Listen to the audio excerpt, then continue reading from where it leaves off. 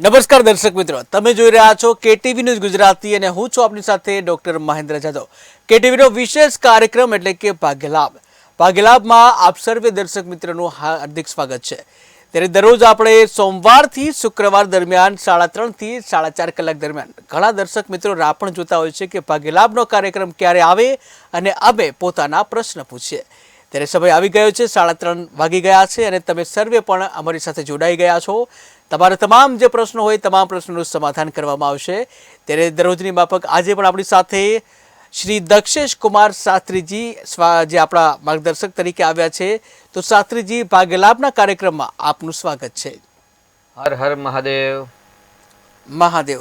તો દર્શક મિત્રો, ભાગ્યલાભના કાર્યક્રમમાં તમારા જે પણ પ્રશ્ન હોય છે તેનું જ્યોતિષશાસ્ત્ર પ્રમાણે દક્ષેશ કુમાર શાસ્ત્રીજી તમામને માર્ગદર્શન આપતા હોય છે, જેમાં તમારી જન્મ તારીખ, જન્મ સમય અને જન્મ સ્થળ, આ સાથે તમારું નામ અને શું સમસ્યા છે, શેને લઈને પ્રશ્ન પૂછવા માંગો છો તે જણાવવાનું છે।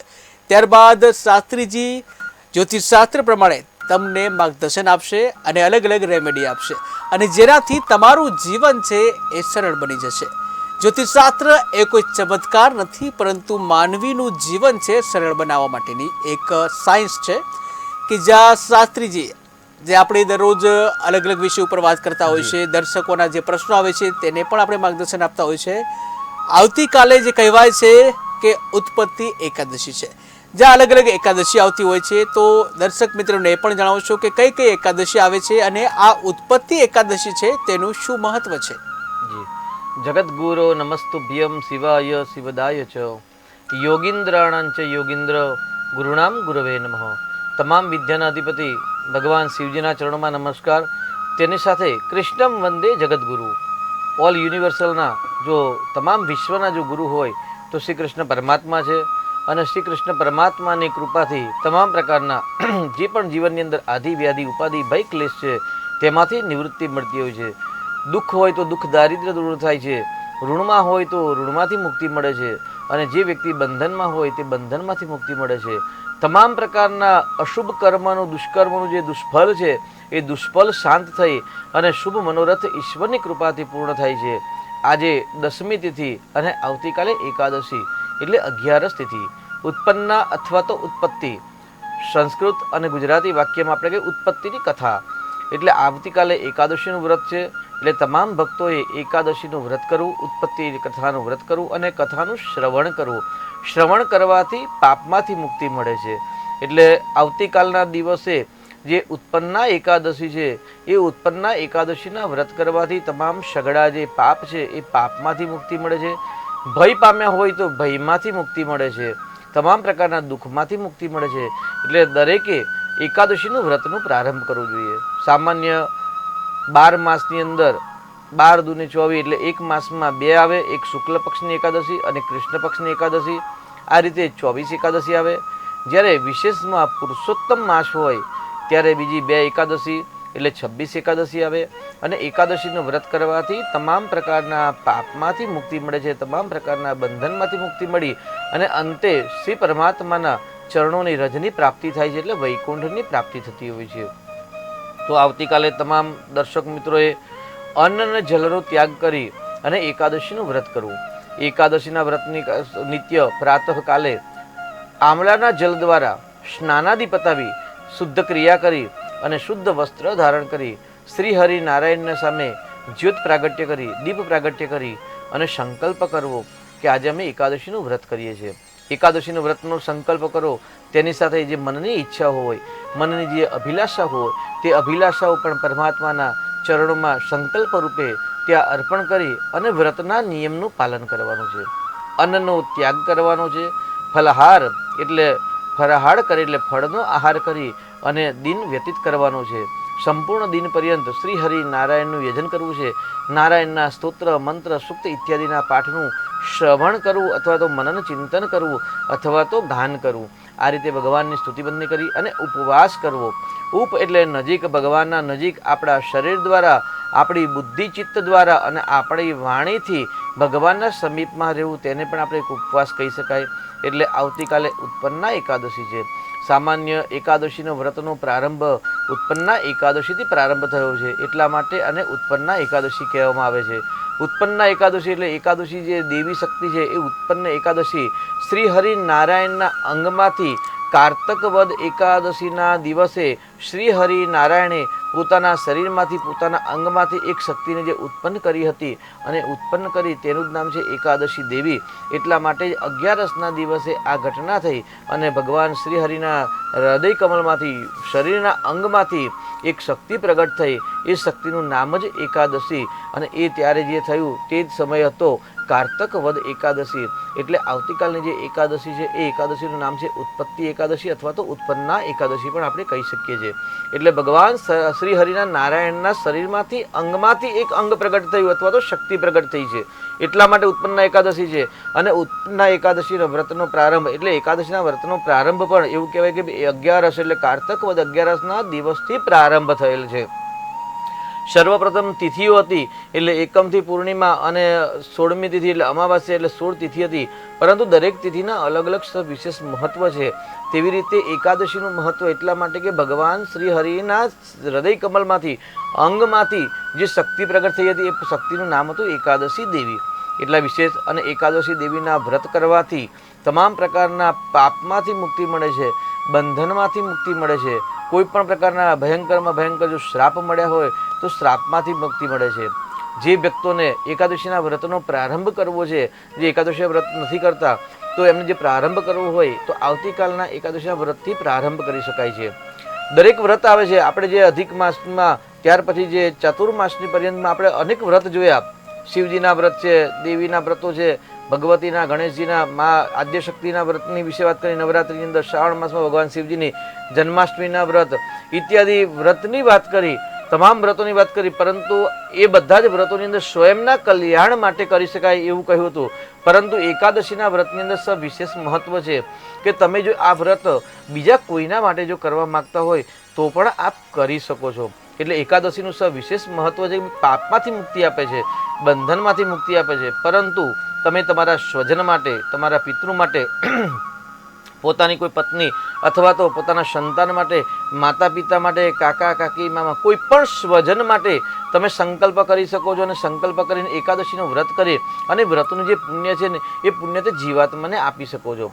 સામાન્ય કોઈ પરિવારમાંથી કોઈ આત્મા દેવલોક પામતી હોય અને ત્યારે એકાદશી, દ્વાદશી અને ત્રયોદશીનું જે શ્રાદ્ધ કર્મ થાય અને શ્રાદ્ધ કર્મ કર્યા પછી જ્યારે 13માના દિવસે સંયાદાન ઇત્યાદિ જ્યારે દાન કરવામાં હોય અને ત્યાર પછી સંકલ્પ કરતા હોય છે કે ભાઈ આ જીવાત્મા પાછળ કોઈએ કાંઈ કરવાનું હોય, ઈચ્છા હોય, આપવું હોય તો તમે આપી શકો છો. ત્યારે ઘણા બધા ઘરના પરિવારના લોકો ત્યાં બેસી અને સંકલ્પ કરતા હોય છે કે ભાઈ અમે 1 વર્ષ સુધી એકાદશીનું વ્રત કરીશું અને આ એકાદશીના વ્રતના જે ફળ ઉત્પન્ન થાય છે એ ફળ આ અમુક નામના જે આત્મા છે, દેવાત્મા છે, જે જીવ દેવગતિને પામ્યો છે તેને અમે અર્પણ કરીશું. આવો સંકલ્પ કરતા હોય છે. એટલે દરેક વ્રતના વિશેષ મહત્વ હોય છે.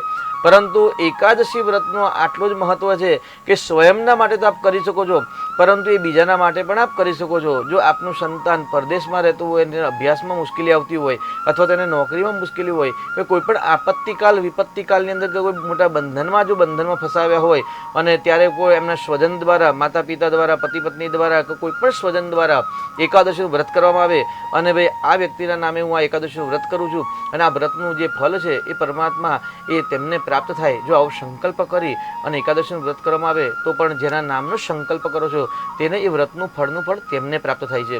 એટલે દરેક વ્રત કરતાં આ એકાદશીના વ્રતનું વિશેષ મહત્વ છે કે સ્વયંના કલ્યાણ માટે પરંતુ બીજાના માટે પણ તમે આ વ્રત કરી શકો છો. કારણ કે 12 માસની અંદર જે પણ વ્રત આવે છે એ વ્રતમાંથી બીજાના માટે જો કરવા માટેનું જો વ્રત હોય તો કેવલ ને કેવલ એકાદશીનું વ્રત છે. અને એકાદશીનું વ્રત શ્રી હરિનારાયણને સર્વપ્રિય વ્રત છે. અને જે એકાદશીનું વ્રત કરે છે ને એ ભગવાનના પ્રિય ભક્ત હોય છે. એટલે જ્યારે ભગવાન શ્રી હરિના પ્રિય ભક્ત જો બનવું હોય તો એકાદશીનું વ્રત કરવું. જો વૃદ્ધાવસ્થા હોય, બાલ્યાવસ્થા હોય અથવા તો સગર્ભિણી સ્ત્રી હોય અથવા તો જે શરીરની અંદર રોગ હોય અને એવા વ્યક્તિ જો વ્રત એટલે ઉપવાસ નથી કરી શકતા તો એ અન્નનો ત્યાગ ન કરે, એક ટાઈમ ભોજન કરે, પરંતુ અક્ષતનો ત્યાગ કરવો એટલે ચોખા ન ખાવા. અને ચોખા ખાધા વગર પણ જો આ ઉપવાસ કરવામાં આવે એટલે એક ટાઈમ ભોજન કરીને વ્રત કરવામાં આવે તો પણ એમને એકાદશીનું વ્રત કર્યાનું ફલની પ્રાપ્તિ થતી હોય છે. એટલે સર્વસામાન્ય અન્નનો ત્યાગ કરવો. સાથે સાથે જો વૃદ્ધ છે, બાલ્યાવસ્થા છે અને ન કરી શકતા હોય હોય તો કેવલ અક્ષતનો એટલે ભાતનો ત્યાગ કરી અને જો વ્રત કરવામાં આવે તો પણ આ વ્રતનું સંપૂર્ણ ફલની પ્રાપ્તિ થાય છે. આચાર શુદ્ધિ, મનની શુદ્ધિ અને દેહની શુદ્ધિ, આ 3 શુદ્ધિની અતિ આવશ્યકતા છે. એટલે એકાદશી ઉત્પત્તિ જે છે એ ભગવાન શ્રી હરિના શરીરમાંથી થયેલી હતી. એટલે આવતીકાલે ઉત્પન્ન એકાદશી છે તો દરેક ભક્તોએ એકાદશીનું વ્રત કરવું જોઈએ, શ્રી હરિ નારાયણનું યજન કરવું જોઈએ. અને કાર્તક માસના જે પાછલા 15 કહેવાય છે એટલે કૃષ્ણ પક્ષના દિવસો, તેને પિતૃપક્ષ પણ કહેવાય છે. એટલે વર્તમાનમાં પિતૃપક્ષ ચાલી રહ્યો છે. તો તમારા માટે અને તમારા જે પિતૃઓ છે એ પિતૃઓને ઉત્તમ ગતિ પ્રાપ્ત થાય, તેમને વિષ્ણુ લોકની પ્રાપ્તિ થાય, તેના માટે આપ એકાદશીનું વ્રત કરી અને વ્રતનું પુણ્ય તમારા જો પિતૃને અર્પણ કરવામાં આવશે તો પણ પિતૃઓ રાજી થશે. અને શ્રી હરિની કૃપાથી જો આર્થિક સમસ્યા છે તો તેમાંથી મુક્તિ મળશે, ધનની સમસ્યા મુક્તિ મળશે, અને સંતાનના જો પ્રશ્ન છે તેમાંથી પણ જરૂરથી મુક્તિ મળશે. એટલે દરેક ભક્તોએ ઉત્પન્ન એકાદશી વ્રત કરવું જોઈએ અને વ્રતના પ્રભાવથી તમામ પ્રકારના બંધનમાંથી મુક્તિ મેળવવાનો પ્રયત્ન કરવો જોઈએ. જી શાસ્ત્રીજી, વોટ્સએપના માધ્યમથી પણ એક દર્શક મિત્ર છે, તેઓએ ડિટેલ મોકલાવી છે અને પ્રશ્ન પૂછવા માંગે છે. જેઓની ડિટેલ છે 19/9/2002, જન્મ તારીખ છે 19/9/2002. તેઓનું જન્મસ્થળ છે યુપીનું કાનપુર. જી. અને જન્મ સમયની જો વાત કરીએ તો સાંજે 8:46. 20:46. જી. અને જન્મસ્થળ જે કહ્યું કાનપુર, યુપીથી. તેઓનું નામ છે અશોકભાઈ. હવે તેઓનો પ્રશ્ન છે કે લગ્ન ક્યારે થશે, લગ્ન જીવન કેવું રહેશે, અને તેઓએ જેની સાથે લગ્ન કરવા માંગે છે તેઓની પણ કુંડલી મોકલાવી છે. પહેલા આપણે આમની ડિટેલ જોઈશું, પછી સામેવાળાની પણ ડિટેલ જોઈશું. તો અનિલભાઈ જે છે તેઓના લગ્ન ક્યારે થશે, લગ્ન કેવા રહેશે? 19 અશોકભાઈ, સોરી, એમનું નામ છે અશોકભાઈ. અશોકભાઈના લગ્ન જે છે ક્યારે થશે એ વિશેનો એમનો પ્રશ્ન છે. જી. મેષ લગ્નમાં એમનો જન્મ થયો છે અને પતિના સ્થાનમાં તુલા રાશિનો સ્વગ્રહ શુક્ર છે. એટલે શુક્ર કાવ્ય, શુક્ર રેતા, શુક્લાંબર ધર સુદેહી, એવું કહેવાય. શુક્ર છે ને મનોરંજનનો કારક છે. એટલે જે એમને પત્ની પ્રાપ્ત થશે ને એ સૌંદર્યયુક્ત પત્ની હશે, શ્વેત વર્ણની પત્ની હશે. હંમેશા જ્યારે કોઈ પણ ચર્ચા કરીએ તો જે ગ્રહ જે સ્થાનમાં હોય અને એ ગ્રહ અને જે રાશિના જે ગુણધર્મ છે એ ગુણધર્મ યુક્ત પાત્રની પ્રાપ્તિ થતી હોય છે. તો એગાડી અશોકભાઈની કુંડલીમાં 7મા સ્થાનમાં તુલા રાશિ છે.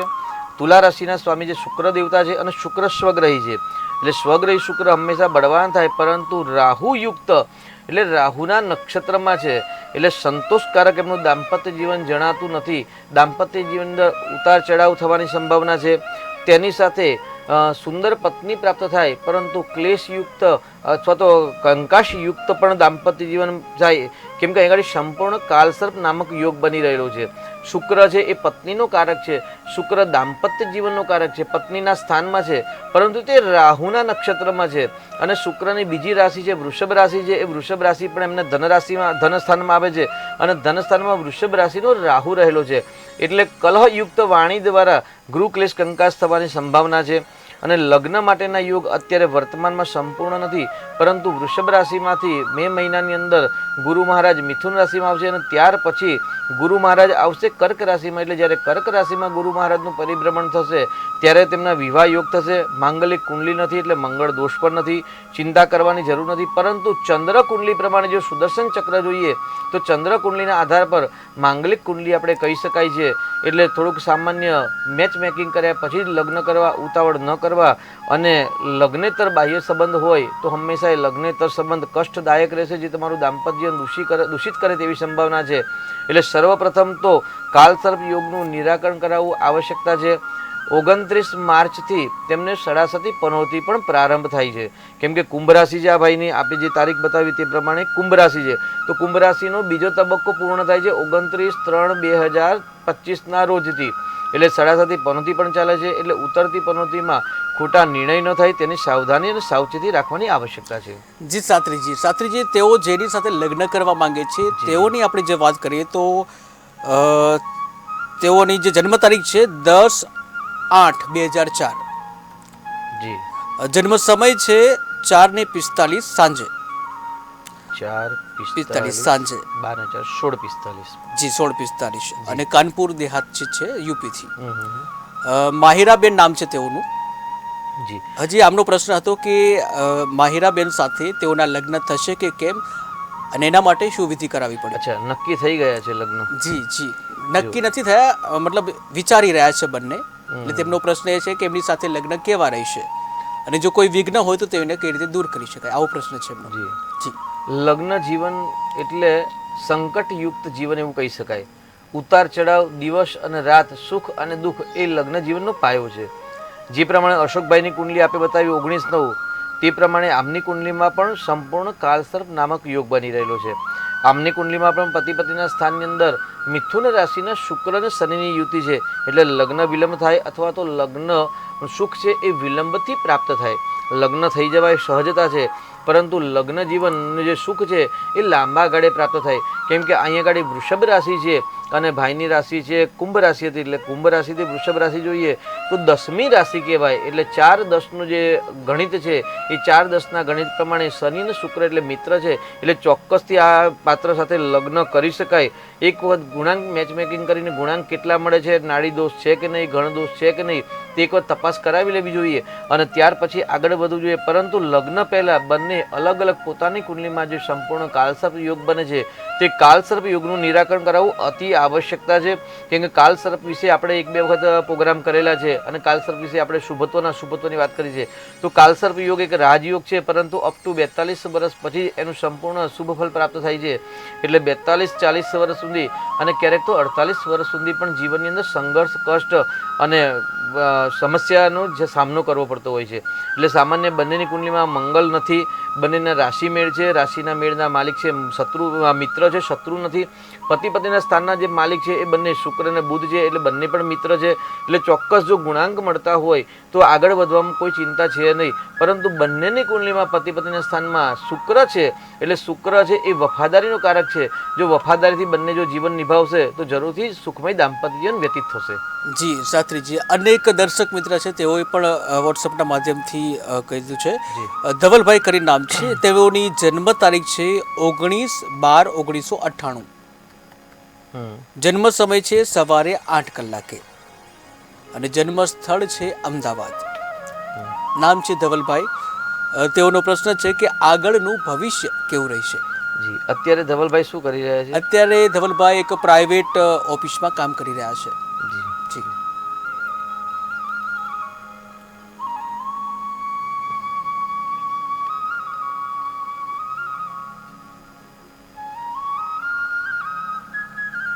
ધવલભાઈની ધનુ રાશિ આવે છે. એટલે ભ, ધ, ફ, ઢ અક્ષર પરથી એમનું નામ કહી શકાય. ભાગ્યસ્થાનમાં રાહુ છે એટલે ભાગ્યમાં કઠોરતા તો છે જ. કેમ કે જે સ્થાનમાં રાહુ હોય એ સ્થાનનું ફળ હંમેશા સંઘર્ષથી પ્રાપ્ત થતું હોય છે. પરંતુ 10મા સ્થાનમાં મંગળ છે, બુધના ઘરનો મંગળ છે, એ ઉર્જા, એનર્જી પ્રાપ્ત કરાવતા હોય છે. એટલે મંગળના કારણે આ વ્યક્તિ દરેક ક્ષેત્રની અંદર ઝઝૂમતા હોય છે. ગુરુનું લગ્ન છે, ગુરુની રાશિ છે અને ચંદ્ર ને ગુરુ ભેગા છે. એટલે ગુરુ અને ચંદ્ર બંને મનોરંજનના કારક છે, સૌંદર્ય કલાના કારક છે અને એક એક્ટરના પણ કારક છે. તો ચંદ્ર અને શુક્ર, પરંતુ એ ગાડી ચંદ્ર છે અસ્તનો થઈ ગયો છે. તો આ વ્યક્તિ ચંદ્રનું સારામાંનું રત્ન ધારણ કરવાની આવશ્યકતા છે અથવા તો શુદ્ધ સ્ફટિકની માળા ધારણ કરવાની આવશ્યકતા છે. જો શુદ્ધ સ્ફટિકની માળા અથવા તો ઓરિજિનલ ચંદ્ર ધારણ કરવામાં આવે તો જે મનની શક્તિ છે એ મનની શક્તિ અને અચાનક જે નુકસાન થાય છે એ નુકસાનમાંથી બચી અને લાભ કરતા થાય. તેની સાથે ગુરુ કેતુનો ચાંડાલ યોગ થયેલો છે અને ચાંડાલ યોગના કારણે એમની જે સાહસ છે, એમની જે શૌર્યતા કે એમનામાં જે એનર્જી ઉર્જા છે એ ઉર્જા પણ કરતાતી હોય છે. અને સાથે સાથે તેમનામાં ક્યારેક આળસની પણ વૃત્તિ જોવામાં આવે છે. કેમ કે શનિ નીચ રાશિનો છે, બુદ્ધિ સ્થાનમાં, પ્રજ્ઞા સ્થાનમાં છે. એટલે જે કામ આજે કરવાનું છે એ કામ 2 દિવસ પછી કરે, 3 દિવસ પછી કરે. એટલે આળસ પ્રમાદના કારણે એ હંમેશા નુકસાની વેઠવતા હોય છે. તો શનિનું દાન કરવું, રાહુ ગુરુનો જે ચાંડાલ યોગ છે ચાંડાલ યોગનું નિરાકરણ કરાવવું અને સામાન્ય સારામાંનું ચંદ્રનું રત્ન અથવા તો સ્ફટિકની માળા અથવા તો સ્ફટિકનું રત્ન ધારણ કરવું આવશ્યક છે. જી, તો શાસ્ત્રીજી અનેક દર્શક મિત્ર છે તેઓએ પણ જે પોતાની જન્મ તારીખની ડિટેલ આપી છે. 21/1/2003. 21 જાન્યુઆરી 2003. જી. જન્મ સમય બતાવ્યો છે 4:45 સાંજે, એટલે કે 16:35 છે, 16:35. 16:35 જી. જન્મ સ્થળ છે ગોધરા. જી. નામ છે રાકેશભાઈ. હવે તેઓના લગ્ન જે છે એ 2 મહિના પહેલાં જ થયા છે. તેઓનો પ્રશ્ન છે કે અમારા બંનેનું આગળનું ભવિષ્ય કેવું રહેશે અને નોકરી ધંધા અંગેનું ભવિષ્ય પણ કેવું રહેશે. દાંપત્ય જીવન અને નોકરી ધંધા અંગેનું ભવિષ્ય જાણવા માંગે છે. જે તારીખ જણાવી છે તે પ્રમાણે મિથુન લગ્નની કુંડલી આવે છે અને પ્રશ્ન છે નોકરી અને કેરિયરનો પ્રશ્ન છે. તો છઠ્ઠું સ્થાન છે નોકરીનું સ્થાન છે. આપણે છઠ્ઠા સ્થાન વિશે આપણે પૂર્વે ઘણી બધી ચર્ચા કરેલી છે કે ભાઈ છઠ્ઠા સ્થાન કેવું હોય તો કેવી સ્થિતિ થાય.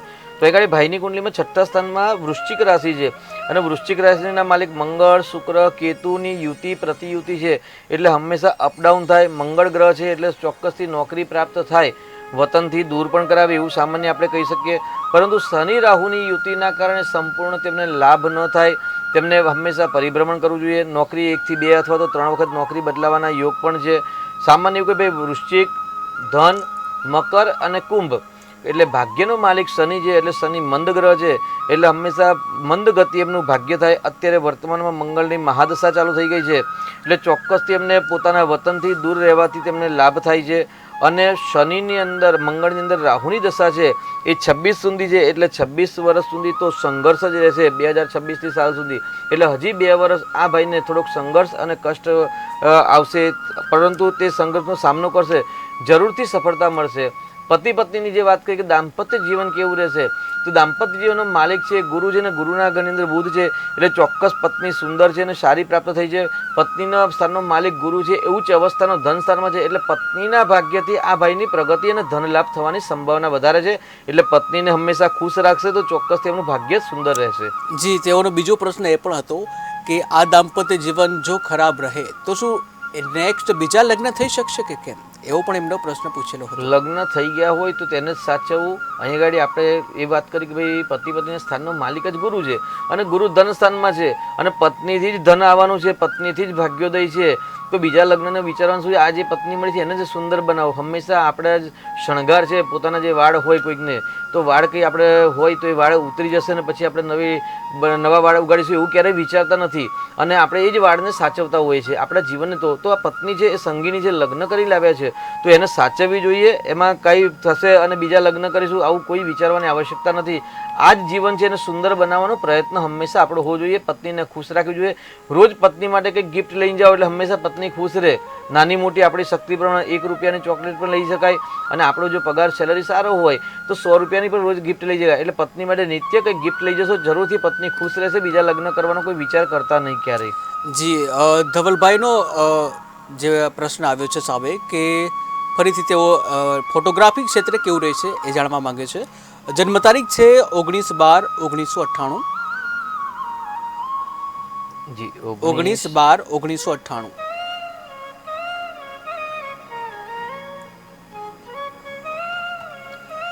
આળસનો ત્યાગ કરવો પડશે.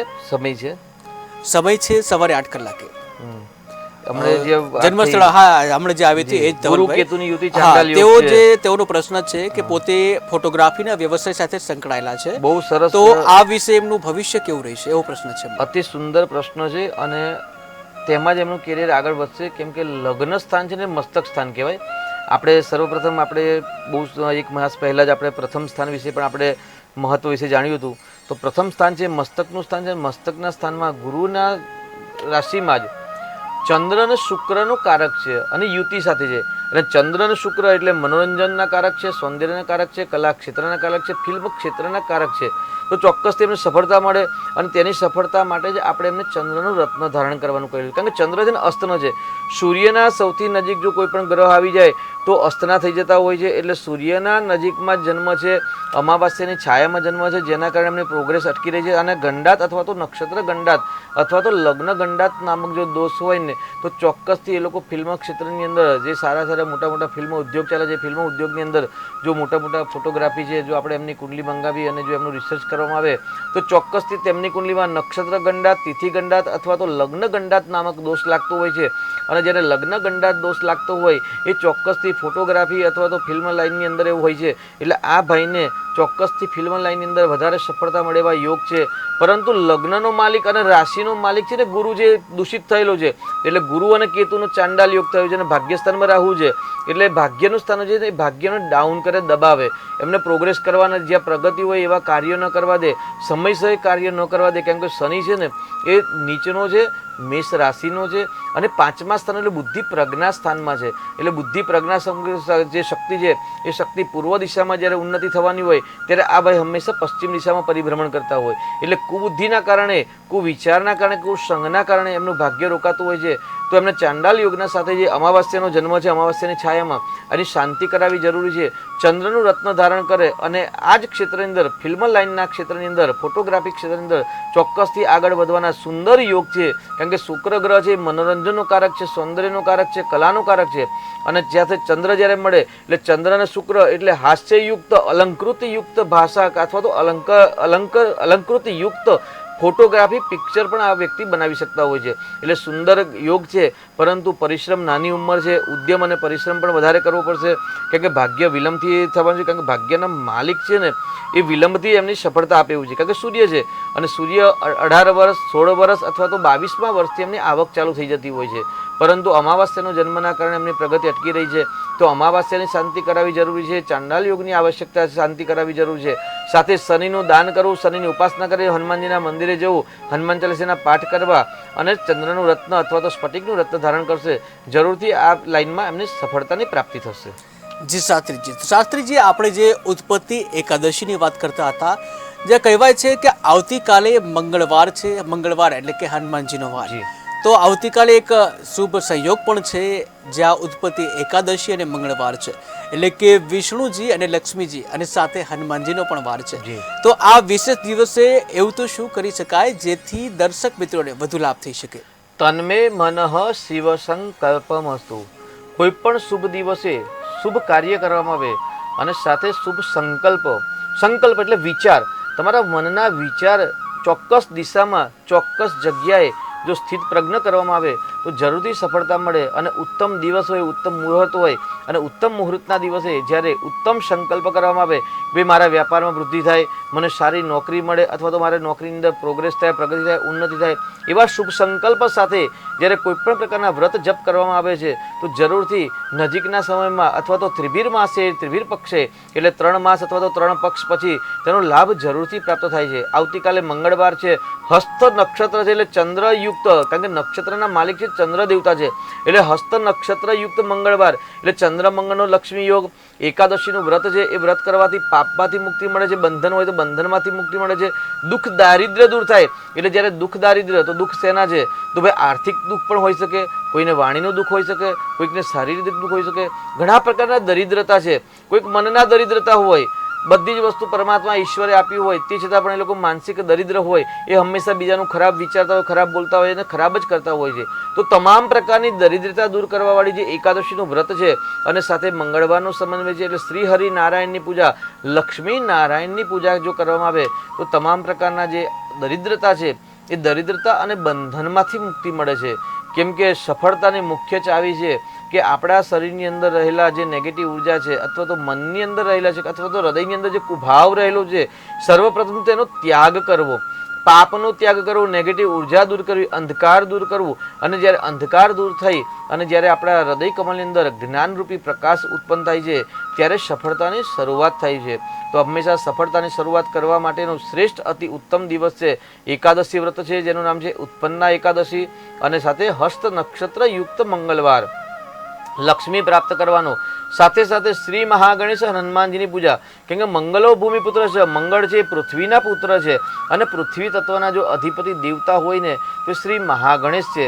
એટલે જે લોકો જમીનના ક્રય વિક્રયના કામ કરે છે, દલાલીનું કામ કરે છે, મકાન ઓફિસ ઇત્યાદિ દલાલી આપવાના જે કામ કરે છે, જમીનના જે કામ કરે છે ક્રય વિક્રયના, તે કામ માટેનો આવતીકાલનો અતિ ઉત્તમ અને શ્રેષ્ઠ દિવસ છે.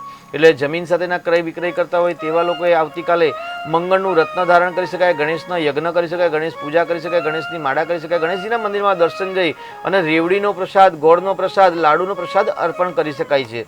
એટલે ગણેશજીની પૂજા પણ કરવી શ્રેષ્ઠ છે. તેની સાથે આવતીકાલનો જે હસ્ત નક્ષત્રયુક્ત મંગળવાર છે, એકાદશીનું વ્રત તો છે એ દરેક વ્યક્તિ જાણે છે, પણ સવિશેષ છે કે જે લોકો સદૈવ ઋણી રહેતા હોય છે, તો ઋણમાંથી મુક્તિ મેળવવા માટે હસ્તયુક્ત નક્ષત્રમાં જ્યારે મંગળવાર આવતો હોય ત્યારે જે લોકો કર્જમાં છે તો એ લોકોએ કર્જ આવતીકાલે આપવાની શરૂઆત કરવામાં આવે તો પણ શીઘ્ર એટલે 6 માસની અંદર 6 મહિનાની અંદર એ કર્જમાંથી મુક્તિ પ્રાપ્ત કરતા હોય છે. તેની સાથે કર્જ મુક્તિના જે સ્તોત્ર છે એ કર્જ મુક્તિના ઋણમોચક સ્તોત્રના પાઠ કરી શકાય. મંગલો ભૂમિપુત્રશ્ચ ઋણહર્તા ધનપ્રદા, તમામ પ્રકારના ઋણમાંથી મુક્તિ મળી ધનની પ્રાપ્તિ કરાવતા હોય છે તેવું જે મંગળનું સ્તોત્ર છે એ મંગળના સ્તોત્રનું અનુષ્ઠાન કરાવવું જોઈએ. મંગલો ભૂમિપુત્રશ્ચ ઋણહર્તા ધનપ્રદા એટલે તમામ પ્રકારના ઋણમાંથી જે વર્તમાનમાં ઋણ હોય અથવા તો ગત જન્મના કોઈ માતા પિતા ગુરુ અતિથિ અભ્યાગત ઈષ્ટદેવ આરાધ્ય અથવા તો આપ્તજન ગુરુજનના જો કોઈ દોષ હોય તે દોષમાંથી પણ મુક્તિ મળે છે. એટલે આવતીકાલનો શ્રેષ્ઠ દિવસ છે ઉત્પન્ન એકાદશી હસ્ત નક્ષત્રયુક્ત મંગળવાર, એટલે આ દિવસે ઋણમાંથી મુક્તિ મેળવવા માટેનો સર્વશ્રેષ્ઠ દિવસ છે. જો આર્થિક સમૃદ્ધિ હોય તો બ્રાહ્મણ દેવતાઓને બોલાવી અને ઋણમોચક મંગળ સ્તોત્ર છે તેના 1200 પાઠ કરાવવા જોઈએ. જે રાજકીય ક્ષેત્રે કામ કરે છે, જે મેનેજમેન્ટના કામમાં કરે છે અથવા તો મેનેજમેન્ટ ક્ષેત્રે ઉચ્ચ પદવી પર છે અથવા તો જેમને ઉચ્ચ સત્તા મહાસત્તાની પ્રાપ્તિ કરવી છે અથવા તો જેને રાજાના સમીપ જવું છે તેમણે ચોક્કસથી આવતીકાલે મંગળનું અનુષ્ઠાન પ્રારંભ કરાવવું જોઈએ. કારણ કે મંગળ છે એ સેના નાયક છે, સેનાપતિ છે, મેનેજમેન્ટનું કારક છે, જમીનનો પુત્ર છે, ધરતી પુત્ર છે. એટલે ધરતીના પણ જો ક્રય વિક્રયના કામ કરતા હોય, ધરતીના સાથે કામ કરતા હોય તેવા વ્યક્તિઓ માટે, કૃષિઓ માટે પણ આવતીકાલનો ઉત્તમ દિવસ છે. એટલે આવતીકાલે ગણેશજી પૂજાનો પણ સવિશેષ મહત્વ છે, ઋણમાંથી મુક્તિ મેળવવાનો પણ સવિશેષ મહત્વ છે. અને હનુમાનજી મહારાજ સંકટ મોચક છે, કો નહીં જાનત હે જગ મેં કભી સંકટ મોચન નામ તિહારો, જેના નામ સ્મરણ કરવાથી જ તમામ પ્રકારના સંકટ દૂર થાય છે તેવા હનુમાનજીની પણ સવિશેષ કાલે પૂજા કરવાનું મહત્વ છે. જે લોકોને આંતરિક સમસ્યા છે અથવા તો ગુપ્ત દ્રશ્યમાન કે અદ્રશ્યમાન શત્રુઓ દ્વારા જે હેરાન પરેશાન થાય છે અને સ્વદોષ ન હોવા છતાં પણ જે દંડના કારક બને છે તેવા જો વ્યક્તિ શ્રદ્ધાપૂર્વક મારુતિ સ્તોત્રના પાઠ કરે અથવા તો હનુમાનજીના મંદિરમાં જઈ તેલ સિંદૂર હળદ અર્પણ કરવાના. અને મંગળવાર છે એટલે સિંદૂરનો કારક છે તો આવતીકાલે જરૂરથી સિંદૂર દાદાને અર્પણ કરવું અને સિંદૂર અર્પણ કરી અને એ સિંદૂરયુક્ત તેલયુક્ત જે સિંદૂર છે તેનું સ્વયં લલાટ પર તિલક કરી અને હનુમાનજી મહારાજની ત્યાં આગળ હનુમાન ચાલીસાના પાઠ કરવામાં, બજરંગ બાણના પાઠ કરવામાં આવે અથવા તો સંકટ મોચકના જે સ્તોત્ર છે એ સ્તોત્રના પાઠ કરવામાં તો બાપાના હનુમાનજી દાદાની કૃપાથી તમામ પ્રકારના જે સંકટ છે એ દૂર થાય છે અને બલબુદ્ધિ વિદ્યા દેહુ મોહી હરેહુ કલેશ વિકાર તમામ પ્રકારના ક્લેશ કંકાસ દૂર થાય છે. જો કોઈની ઓફિસની અંદર ધન આગમન ન થતું હોય, પગાર ન આવતો હોય અથવા તો આર્થિક સંકટ હોય ને તો આવતીકાલે એક પાત્રની અંદર જલ લઈ અને જલમાં એકાદશ હનુમાન ચાલીસાનો પાઠ કરી અને એ પોતાના કાર્યક્ષેત્રની અંદર જલ જો છાંટી દેવામાં આવે ને તો એ જલ દ્વારા પણ જે નેગેટિવ ઉર્જા છે ને એ દૂર થતી હોય છે. તો પોતાના કાર્યક્ષેત્રની અંદર, પોતાના ગ્રહની અંદર જો કોઈ વાસ્તુ દોષ છે, દ્વાર દોષ છે અથવા તો કોઈ પણ પ્રકારના દોષ છે એ દોષમાંથી જો મુક્તિ મેળવવી હોય તો આવતીકાલે એક શુદ્ધ પાત્ર, માટીનું પાત્ર, જો ચાંદીનું પાત્ર હોય તો અતિ ઉત્તમ છે. એ પાત્રની અંદર શુદ્ધ જલ લઈ ભગવાન હનુમાનજીનું, દાદાનો હનુમાનજીનું શુદ્ધ ઘીનો દીપક પ્રગટાવી ત્યાં આગળ ધૂપ કરી અને બજરંગ બાણના પાઠ કરવામાં આવે. અને બજરંગ બાણના પાઠના જે જલ છે, અભિમંત્રિત થયેલું જલ છે 11 વખત અથવા તો 21 વખત પાઠ કરવા અને ત્યાર પછી એ જલ છે પોતાનું જે કાર્યક્ષેત્ર છે એ કાર્યક્ષેત્રની અંદર પોતાના શરીર પર અને પોતાનું જો ઘર હોય તો ઘરની અંદર જો છાંટવામાં આવે તો પણ ચોક્કસથી દક્ષિણ દિશા દૂષિત હોય. કારણ કે દક્ષિણ દિશા જે ઉર્જાનું પ્રતીક છે, ઉર્જાનું સ્થાન છે. એટલે દક્ષિણ દિશાના માલિક છે મંગળ ગ્રહ દેવતા અને યમ દેવતા પણ કહેવાય છે. તો જો મંગળની દિશા દક્ષિણ દિશા દૂષિત હોય તો ચોક્કસથી એ વાસ્તુ દોષમાંથી પણ આવતીકાલે મુક્તિ મેળવવા માટે એક સરળ ઉપાય છે. તો ચોક્કસથી આ હનુમાનજીનો પ્રયોગ કરવાથી લાભદાયક રહેશે. એટલે આવતીકાલનો જે દિવસ છે અતિ ઉત્તમ દિવસ છે, ઉત્તમ પર્વ છે. હસ્ત નક્ષત્રયુક્ત મંગળ તમામ પ્રકારના ગત જન્મના આ જન્મના જે ઋણ છે એ ઋણમાંથી પરમાત્મા આપણને મુક્તિ આપે તે માટે શ્રી હરિનું યજન કરવું, ભગવાન શિવજીની આરાધના કરવી. પૃથ્વી પુત્ર મંગલ ગ્રહ અને મંગલના ગ્રહના અધિપતિ દેવતા છે શ્રી મહાગણેશ, કારણ કે પૃથ્વી તત્વના માલિક છે તો તેની આરાધના કરવી. જે યોગીઓ છે તે યોગીજન હંમેશા પોતાના મૂલાધાર ચક્રની અંદર શ્રી મહાગણેશનું યજન કરતા હોય છે. તો તેવા શ્રી મહાગણેશ પૃથ્વી તત્વના અધિમાલિક છે.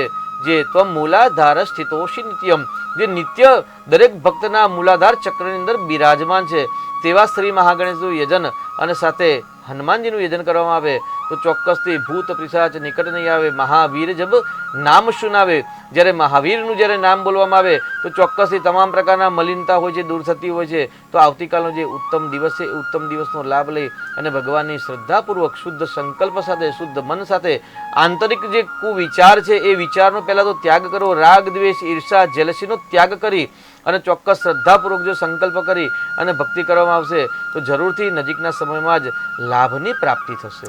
જી શાસ્ત્રીજી આપણે જે અનેક વાત કરી, આ સાથે જ ઘણા એવા લગ્ન વાંચુક યુવાન યુવતીઓ પણ છે, સાથે વિદ્યાર્થીઓ પણ જોડાયેલા છે. જી, તો પ્રશ્ન એ થાય કે આપે જે જણાવ્યું એ પ્રમાણે હવે આ લગ્ન વાંચુક યુવાન યુવતીઓ અને વિદ્યાર્થીઓ તેઓએ આવતીકાલે શું કરવું જોઈએ જેથી બંનેને લાભ થઈ શકે? વિદ્યાર્થીઓ માટે તો શ્રેષ્ઠ ઉપાય આપણે અવારનવાર ભાગ્યલાભમાં દ્વારા જ આપણે જણાવતા હોઈએ છીએ કે ભાઈ સંકટનાશન ગણેશજીનું જે સ્તોત્ર છે એ સ્તોત્રના જે 12 નામનું સ્તોત્ર છે કે પ્રણમ્ય શીર્ષાદેવમ ગૌરીપુત્રમ વિનાયકમ ભક્તાવાસમ સ્મરી નિત્યમ આયુ કામાર્થ સિદ્ધયે. આ જે સ્તોત્ર છે એ સ્તોત્ર અતિ ઉત્તમ સ્તોત્ર છે. એ સ્તોત્રનો પાઠનો પ્રારંભ કરવો જોઈએ. નિત્ય 12 વખત અથવા તો નિત્ય 21 વખત જો પાઠ કરવામાં આવે, અનુભવયુક્ત છે, અનેક વિદ્યાર્થીઓને આ પાઠ કરાવેલા છે, તો સ્વયં આ જો પાઠ કરવામાં આવે તો ચોક્કસથી 6 માસ પર્યંત કન્ટિન્યુઅસ જો વિદ્યાર્થી આ પાઠ કરે છે તો જરૂરથી ઉત્તમ પ્રકારની વિદ્યા પ્રાપ્ત થાય છે. ઉચ્ચ શૈક્ષણિક ક્ષેત્રની અંદર અત્યારે હોય અને એક્ઝામ જો નજીકમાં હોય અને જો સ્વયં પાઠ ન કરી શકતા હોય અને જો અર્થનો ત્યાગ કરી શકતા હોય એટલે ધન ખર્ચી શકતા હોય તો 8 બ્રાહ્મણોને બોલાવી આ સ્તોત્ર A4 સાઇઝના જે કાગળ છે એ કાગળમાં ત્યાં આગળ 5 ચાલ્લા કરી અને દુર્વા અક્ષત પુષ્પ અર્પણ કરીને આ સ્તોત્રનું 12 વખત ત્યાં આગળ 8 વખત 8 પેજની અંદર લખી અને 8 બ્રાહ્મણો દ્વારા જો 1200 વખત પાઠ કરવામાં આવે, કારણ કે અષ્ટાબીર બ્રાહ્મણ દ્વારા સ્તોત્રની અંદર લખેલ છે કે ભાઈ 8 બ્રાહ્મણો દ્વારા જો આ સ્તોત્રની સિદ્ધિ પ્રાપ્ત કરવામાં આવે તો પણ વિદ્યાર્થી લભતે વિદ્યા ધનાર્થી લભતે ધનમ, જે વિદ્યાર્થીની ઈચ્છાથી સંકલ્પથી અનુષ્ઠાન કરાવે છે અને વિદ્યા પ્રાપ્ત થાય છે અને ધનના સંકલ્પથી જે અનુષ્ઠાન કરાવે છે એને ધનની સંપત્તિ પ્રાપ્તિ થાય છે. સંતાન માટે જો કરાવે તો એને સંતાનની પ્રાપ્તિ થતી હોય છે. એટલે ચોક્કસથી આ સંકટનાશન જે સ્તોત્ર છે એ સ્તોત્રનો કાલથી જો 12 વખત પાઠ કરવામાં આવે તો પણ જરૂરથી ઉત્તમ પ્રકારની વિદ્યા પ્રાપ્ત થાય છે. અને ત્યાર પછી જે પરીક્ષા નજીક આવી રહી છે તો સામાન્ય એક મંત્ર છે અને મંત્રનું એવું કહેવાય પરીક્ષાના 21 દિવસ પહેલાં જે મંગળવાર આવતો હોય તે મંગળવારથી જો આ મંત્ર પ્રારંભ કરવામાં આવે અને નિત્ય 108 વખત જપ કરવામાં આવે અને 21 દિવસ કન્ટિન્યુઅસ અથવા તો પરીક્ષા સુધી જો કરવામાં આવે તો પણ ઉત્તમ અંક દ્વારા ઉત્તીર્ણતા પ્રાપ્ત થાય છે. તો એકદંત મહાબુદ્ધિ સર્વ સૌભાગ્યદાયક સર્વસિદ્ધિ કરો દેવો ગૌરીપુત્ર વિનાયક, આ જે મંત્ર છે એ મંત્રની નિત્ય આવતીકાલથી પ્રારંભ કરવામાં આવે, એક માળા કરવામાં આવે તો પણ વિદ્યાર્થી ઉત્તમ અંક દ્વારા ઉત્તીર્ણતા પ્રાપ્ત થતા હોય છે. તેની સાથે હનુમાન ચાલીસા તો સર્વશ્રેષ્ઠ દરેક વિદ્યાર્થીને આવડતી જ હોય છે અને તેમાં લખ્યું છે કે બલ બુદ્ધિ વિદ્યા દેહુ મોહી. મોહી એટલે મને પ્રદાન કરો. શું પ્રદાન કરો? તો બલ વિદ્યા, બલ બુદ્ધિ અને વિદ્યા પ્રદાન કરો. જો શ્રદ્ધાપૂર્વક જો હનુમાનજીની આરાધના કરવામાં આવે તો પ્રત્યક્ષ કલયુગના જાગતા દેવ હોય ને તો ભાઈ હનુમાનજી મહારાજ છે, જાગતા દેવ હોય તો શ્રી મહાગણેશ છે, માં જગદંબા આદ્ય શક્તિ છે, એ ત્વરિત ફલ આપવાવાળી દેવી છે. અને ત્યાર સાથે નાગ દેવતા છે જેને આપણે ગોગા બાપા કહીએ છીએ, તો એ નાગ દેવતા છે એ શીઘ્ર પ્રત્યક્ષ ફલ આપવાવાળા દેવતા છે. એટલે સંકટ મોચન હનુમાનજીની જો આરાધના કરવામાં આવે તો પણ તેમની કૃપાથી બલ બુદ્ધિ અને વિદ્યાની પ્રાપ્તિ થતી હોય છે. એટલે વિદ્યાર્થીઓ માટે હનુમાનજીની ઉપાસના અને શ્રી મહાગણેશની ઉપાસના છે એ સર્વશ્રેષ્ઠ અને શીઘ્ર ફલદાયક છે. પરંતુ જો તમારે જો એ ગાડી ખર્ચ કરવાનું છે તો સમય અને શ્રદ્ધાનો ખર્ચ કરવાનો છે. જો તમે સમય નહીં આપો અને શ્રદ્ધા નહીં આપો ને તો જરૂરથી તમને સંતોષકારક લાભની પ્રાપ્તિ નહીં થાય. કારણ કે ઈશ્વર તમારી બુદ્ધિને શુદ્ધ કરશે, પરંતુ અભ્યાસ અને મહેનત તો સ્વયં જાતે જ કરવાની છે. અને લગ્ન માટેની જો વાત કરીએ તો લગ્નના તમામ પ્રકારના વિઘ્ન દૂર કરવાવાળા શ્રી મહાગણેશ છે. લગ્ન હોય કે યજ્ઞ હોય, ગણેશની પૂજા વગર ક્યારેય કોઈ પણ કાર્ય પ્રારંભ થતા નથી. એટલે લગ્ન વાંચુક ઈચ્છુક જે વ્યક્તિઓ છે તેમણે આવતીકાલથી શ્રી મહાગણેશજીની પૂજાનો પ્રારંભ કરવો. પરંતુ એક સોપારી લેવી અને સોપારી જે રાખોડી કલર એટલે ભસ્મ હોય એ ભસ્મથી સોપારીને રંગવાની હોય છે. અને ભસ્મયુક્ત જે રાખોડી છે એ રાખોડીયુક્ત જે સોપારી છે એ સોપારી અને સાથે લીલું ફળ છે એ ભગવાન શિવજીના મંદિરમાં શિવજીના ઉપર અથવા તો જે ગૌરી સ્વરૂપ યોની સ્વરૂપ છે ત્યાં નહીં, પરંતુ તેના અગ્રભાગની અંદર ત્યાં નીચે મૂકવાની હોય છે. અને લીલું ફળ છે એ લીલું ફળમાં ભગવતી જે પાર્વતી માતાનું જે સ્વરૂપ છે તેમના ચરણોમાં મૂકવાનું હોય છે.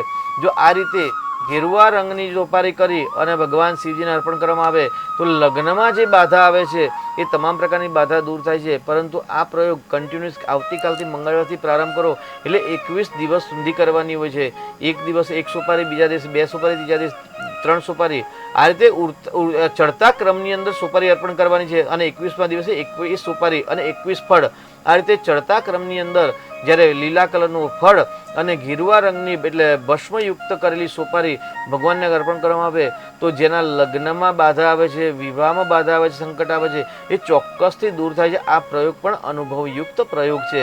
પરંતુ એ આગળ શ્રદ્ધા અને વિશ્વાસ અને સમયની આવશ્યકતા છે, નીતિ નિયમની આવશ્યકતા છે. જો ખંડિત થાય તો પુનઃ પ્રારંભ કરવો, કારણ કે ખંડિત થાય તે ગણાતા નથી. તો લગ્ન ઈચ્છુક વ્યક્તિઓ માટે આ પ્રયોગ કરી શકાય અને વિદ્યાર્થીઓ માટે આ પ્રકારના જો સંકટનાશનના પ્રયોગ કરવામાં આવે તો ચોક્કસથી ઉત્તમ પ્રકારની વિદ્યા પ્રાપ્ત થાય છે. પરંતુ ધ્યાન રાખવાનું છે કે મહેનત વગર સફળતા ક્યારેય નથી મળતી. ઈશ્વર આપણી બુદ્ધિને સન્માર્ગે પ્રેરિત કરશે, પરંતુ સફળતા માટે કાર્ય આપણે સ્વયં કરવાનું છે. એટલે શ્રદ્ધા સાથે સમય જો આપશો તો જરૂરથી તમને ઉત્તમ રિઝલ્ટની પ્રાપ્તિ થશે. જી શાસ્ત્રીજી અમદાવાદથી જ્યોતિબેન છે, તેઓએ માહિતી મોકલાવી છે. તેઓનો જન્મ સમયની જો વાત કરીએ તો 28/2/1999. જી, જન્મ સમયની વાત કરીએ તો સવારે 2 વાગે એટલે કે 2 AM. જન્મસ્થળ અમદાવાદ છે અને નામ જ્યોતિબેન છે. જી, 27 તારીખે રાત્રે એટલે 2 વાગે 28 તારીખ 28 તારીખે 2 કલાકે જન્મ છે. જ્યોતિબેન નામ છે, જ્યોતિબેન નામ, અમદાવાદ જન્મસ્થળ છે. જી. શું તેઓનો પ્રશ્ન છે લગ્ન ક્યારે થશે એવો પ્રશ્ન છે.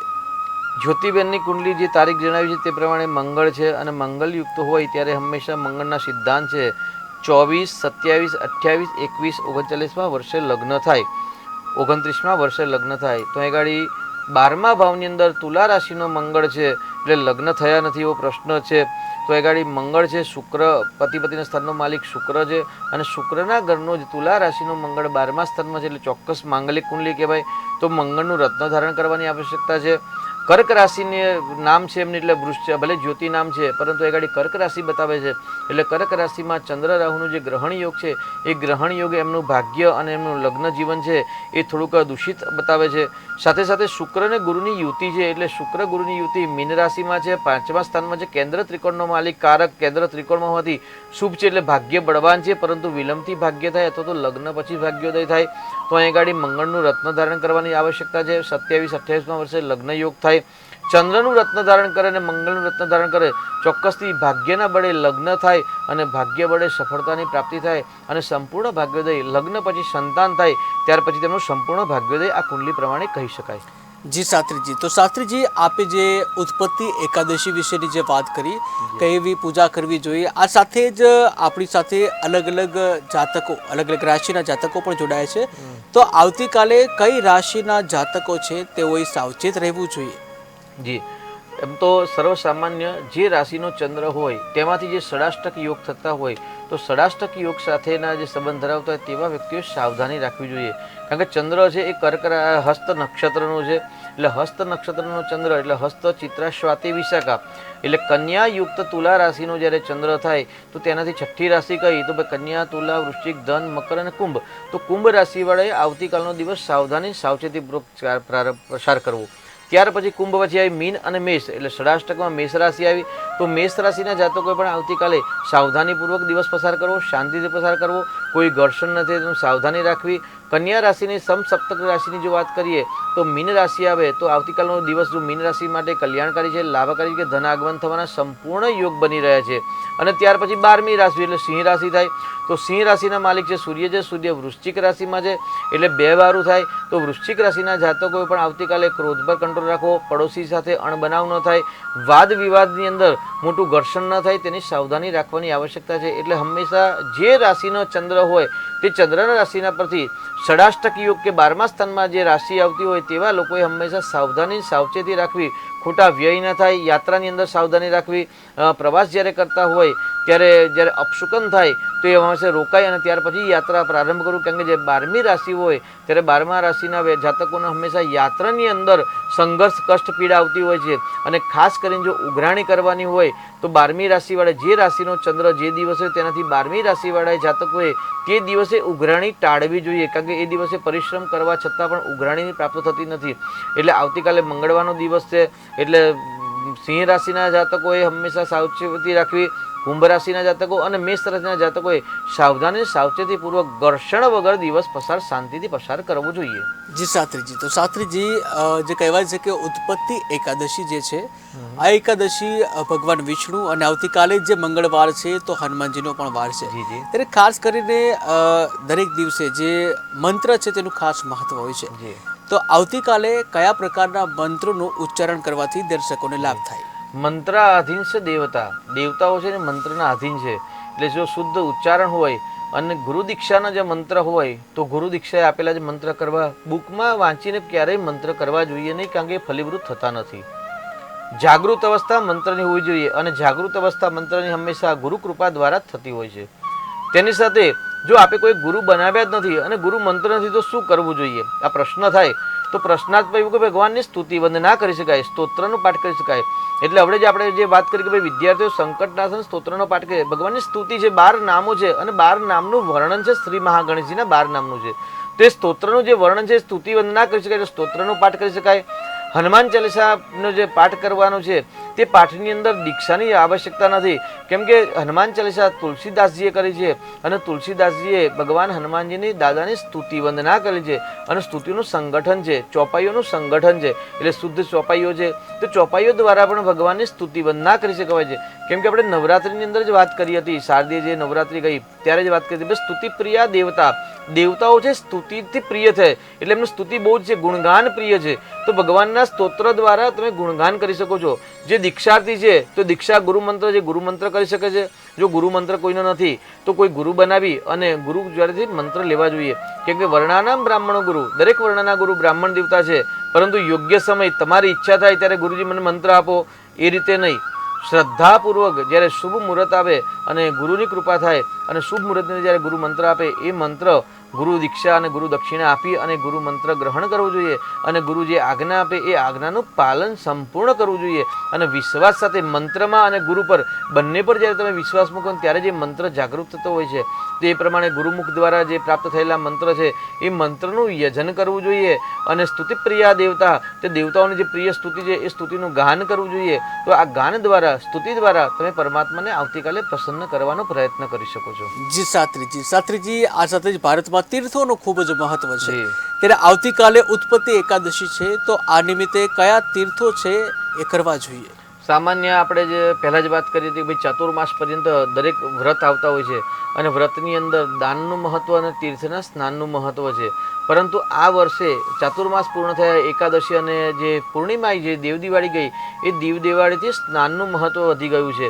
એટલે એકાદશીના વ્રતના દિવસે ગંગાદી જે તીર્થો છે એ તીર્થોમાં સ્નાન કરવાનું સવિશેષ મહત્વ છે. આપણે હમણાં જ વાત કરી કે પ્રારંભમાં કે ભાઈ ઉત્પન્ના એકાદશી છે, ઉત્પન્ના એકાદશી સ્વયં માટે પણ કરી શકો છો અને વ્રતનું ફળ તમારે કોઈ સ્વજનને પણ તમે અર્પણ કરી શકો છો, સ્વજનના નામથી પણ કરી શકો છો. તેવી જ રીતે જે સ્નાનની પ્રક્રિયા છે કે જે આવતીકાલે ગંગાદી તીર્થોમાં જો સ્નાન કરવામાં આવે તો પણ શરીરથી થયેલા જે પાપ છે એ પાપમાંથી મુક્તિ મળે છે. કારણ કે મુખ્ય પાપ 3 પ્રકારના છે, શરીરથી થાય છે, મનથી થાય છે અને વાણીથી થાય છે. એટલે શરીર અને મન અને વાણી દ્વારા જે થયેલા પાપ છે એ પાપમાંથી મુક્તિ મેળવવા માટે એકાદશીનું વ્રત કરવું અને શરીરથી થયેલા પાપમાંથી મુક્તિ મેળવવા માટે ગંગાદી તીર્થોનું સ્નાન કરવું જોઈએ. અને સ્નાન કરી અને શ્રદ્ધાપૂર્વક શ્રી હરિનું યજન કરવામાં આવે તો પણ ઉત્પન્ના એકાદશીના વ્રતના પ્રભાવથી, એ સ્નાનના પ્રભાવથી પાપમાંથી અને બંધનમાંથી મુક્તિની પ્રાપ્તિ થાય છે. બિલકુલ શાસ્ત્રીજી, તો શાસ્ત્રીજી આવતીકાલે જે ઉત્પત્તિ એકાદશી છે આપે ખૂબ જ સરસ માર્ગદર્શન આપ્યું છે દર્શક મિત્રોને કે જ્યાં સમય તેની રફતાર ઉપર છે, સમય ચક્ર જે છે ચાલ્યા કરતું હોય છે. ત્યારે શાસ્ત્રીજી સમયનો હાલ અભાવ છે, જ્યાં વાતો ઘણી છે, દર્શક મિત્રો પણ ઘણા છે, પરંતુ સમયનો અભાવ છે. શાસ્ત્રીજી આપ આવ્યા, દર્શક મિત્રોને માર્ગદર્શન આપ્યું, આપનો ખૂબ ખૂબ આભાર. તો દર્શક મિત્રો, શાસ્ત્રીજી દ્વારા જે પણ માર્ગદર્શન આપવામાં આવ્યું છે, જે પણ દર્શક મિત્રોએ ફોન લગાવી અને શાસ્ત્રીજી દ્વારા જે પણ રેમેડી ઉપાય બતાવવામાં આવ્યા છે તેને ફોલો કરવાથી જરૂર તમારું જીવન છે સરળ બનશે. દર્શક મિત્રો, હાલ સમયનો અભાવ છે અને સમયના અભાવના લીધે ભાગલાભના કાર્યક્રમમાં આપણે હવે વિરામ લેવો પડશે. તો દર્શક મિત્રો, ભાગલાભના કાર્યક્રમમાં હાલ બસ આટલું જ. વધુ સમાચાર માટે જોતા રહો KTV ન્યૂઝ ગુજરાતી. સમસ્યા તમારી, ખબર અમારી. નમસ્કાર.